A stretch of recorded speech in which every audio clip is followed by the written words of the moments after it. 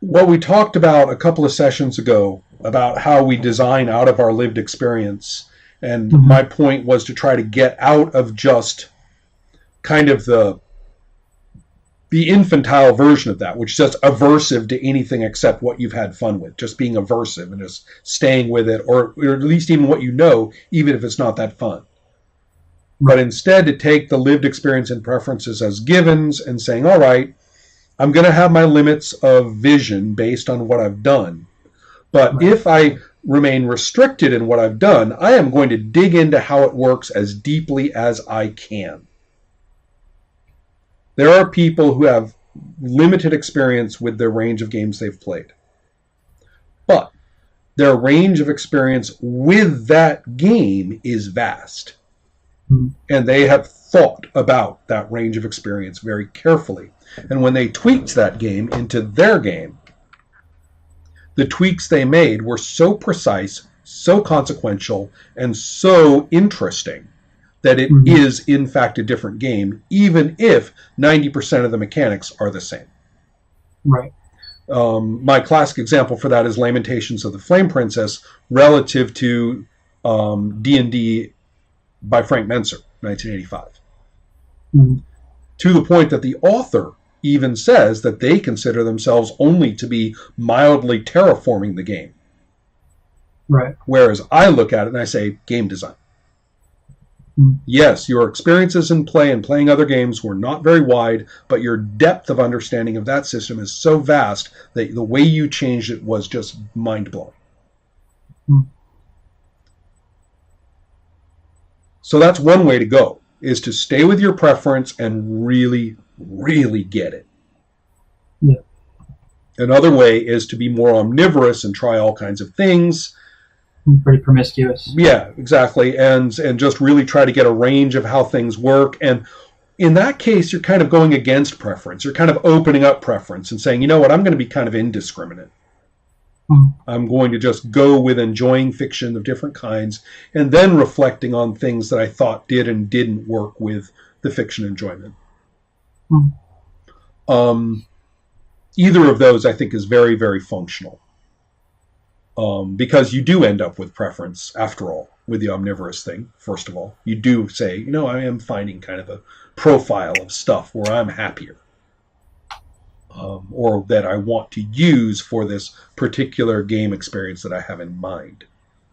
But I don't think we're ever going to get to the point where, or I don't think a person is ever going to get to the point where every imaginable statistical and procedural principle and practice are laid out in front of you in a completely objective fashion, where you just say, okay, I'm going to take one of those and one of these and a pinch of this, put them together, and wham, that's going to be my system. Right. Even more so for people to make the mistake of a given mechanic or even a small set of mechanics and saying, that's the story kind. Those will do a story. Right. That's the, the other kind, some other kind. Yeah, I saw a lot of, especially maybe several years ago, it seemed like everybody I knew who was making games and a lot of people who were publishing games were like, descriptors, that's a thing. It makes it more narrative. I'm going to stick descriptors into it. And they didn't really do a whole lot except for mild modifiers. Right. I completely agree. Now, descriptors are fine things in many ways. Yeah. You may notice that in Sorcerer, every score, there are five descriptors, 5 described scores. But the descriptors have no mechanical effect. The score is the score. Right. And you have no idea how many people assume upon reading the rules that you must get +1 die for invoking your descriptor. They know that line must be in the rules somewhere. Right. And they just happen to miss it. Or they even think they saw it because it would have gone right there in the rules. Right. And they say, okay, so I get then my descriptor die, and you're like, there's no descriptor die. And they're like, wait, what? Right. So, but you're right that there's others. Another one that preceded the descriptor one It was the narration, who narrates rule. If you had a rule who designated who talked at the outcome of a roll, which is a fine mechanic, don't get me wrong, it's brilliant in certain games, and in other games it's a nice detail. In some games it's just fantastic the way it hitches with everything else. But it's a cool mechanic in lots of ways, or in some games it's a completely worthless and redundant thing to worry about. Yeah. But I'll tell you one thing it's not. It's not a story mechanic. Right. But for a long time, people said, as long as I put in a who narrates rule, I'm making a story game. I'm sure, yeah. It's certainly a lot to think about. Yeah. Well, I tend toward the omnivorous, of course, and so therefore I would love to be able to give you kind of a catalog, but I think that's going to have to be more of a long-term project. Wasn't there a somebody from the Forge that made a game modules thing? Am I thinking about it? Like all the different features, database? Yeah, they it down into different things. I have my own. But they're usually project-based. Like I'll have a game I'm working on, I'm like, wait a minute, hold on a second. How have these other games done it? And then I say, and I'll pick out 6 or 7 that pertain to this. But are not necessarily identical, but pertain to the gears and workings that I have in mind. And I might chart out like what they do. Right. But just to kind of orient myself so I don't confuse myself in thinking about it. I question the utility of a vast completist one. That goes back to biology. There are some statistical analyses which are largely descriptive rather than there are hypothesis testing statistics, right? Like t-tests and stuff like that, inferential statistics. And then there are descriptive ones that just tell you what you're looking at numerically.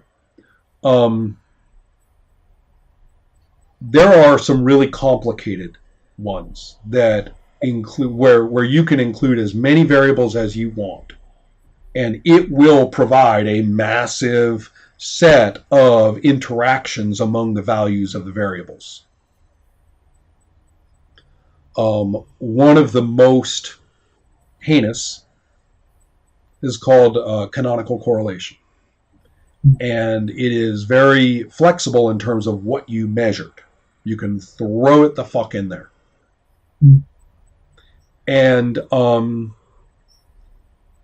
of the things that frustrated me a lot as a scientist in the 90s, and especially as one who helped people with their analyses a lot in the 90s, is that ecologists in particular were guilty of running into the canebrake, like the Costa Rican cloud forest, or somewhere full of variables, just full of variables, environmental variables, observational variables of this creature and that creature and all sorts of things.